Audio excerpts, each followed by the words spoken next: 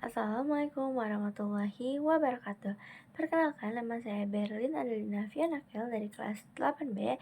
Pada kesempatan ini saya akan melaporkan hasil laporan baca saya mengenai Nabi Ibrahim alaihissalam. Terdapat 4 bagian penting dalam kisah Nabi Ibrahim yang akan saya bahas pada kesempatan ini. Yang pertama itu ada nasab, kemudian ada kehidupan Nabi Ibrahim, kisah dalam Al-Quran, dan juga dakwahnya. Yang pertama, nasab keturunan Nabi Ibrahim alaihissalam. Nabi Ibrahim alaihissalam adalah putra Azar atau Terah, keturunan dari Nabi Nuh alaihissalam melalui jalur Sam bin Nuh. Beliau lahir di negeri Kaldan Babilonia. Dari keturunannya lahir para nabi besar seperti Ismail alaihissalam, nenek moyang bangsa Arab dari Nabi Muhammad dan Nabi Muhammad SAW, serta Ishak alaihissalam, nenek moyang Bani Israel. Yang kedua, ada kehidupan Bani Ibrahim. Sejak kecil, Bani Ibrahim hidup di tengah masyarakat yang menyembah berhala. Ia menolak ajaran itu dan mencari Tuhan yang sebenarnya melalui perenungan terhadap bintang, bulan, dan matahari. Beliau menyadari bahwa Tuhan sejati bukanlah benda-benda langit, melainkan Allah yang Maha Esa. Karena keteguhannya, Raja Namrud murka dan memerintahkan untuk membakar Nabi Ibrahim. Namun, dengan kekuasaan Allah Subhanahu wa taala, api menjadi dingin dan menyelamatkannya. Selanjutnya, poin ketiga yaitu kisah Nabi Ibrahim dalam Al-Quran. Kisah Nabi Ibrahim disebut di banyak surat.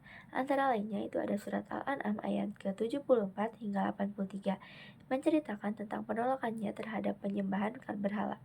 Yang kedua itu ada surat Al-Baqarah ayat 124 hingga 132, menceritakan tentang perintah Allah yang untuk membangun Ka'bah bersama putranya Ismail.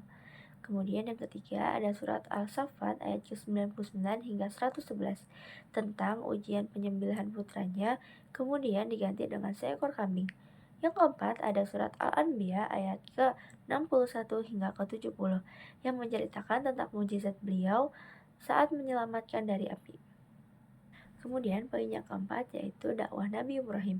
Nabi Ibrahim berdakwah dengan penuh hikmah, menyeru kaumnya agar hanya menyembah Allah Subhanahu wa taala.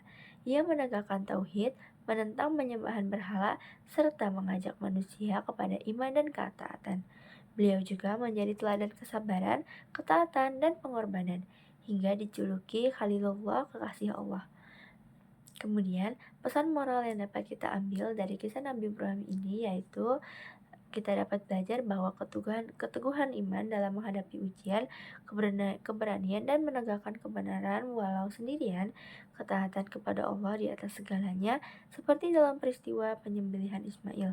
Kemudian yang terakhir itu ada keikhlasan dan pengorbanan yang menjadi teladan bagi umat manusia. Sekian laporan baca yang dapat saya sampaikan pada kesempatan ini. Kurang dan lebihnya mohon maaf. Wassalamualaikum warahmatullahi wabarakatuh.